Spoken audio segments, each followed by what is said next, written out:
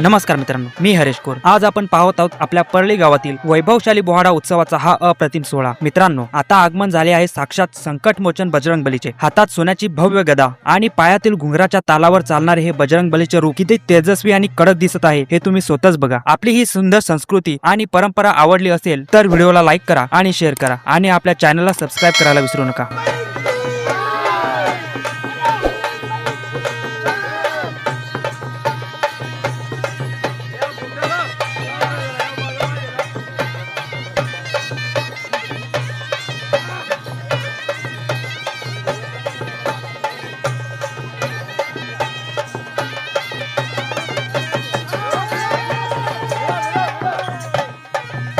कृपया चॅनलला सबस्क्राईब करा।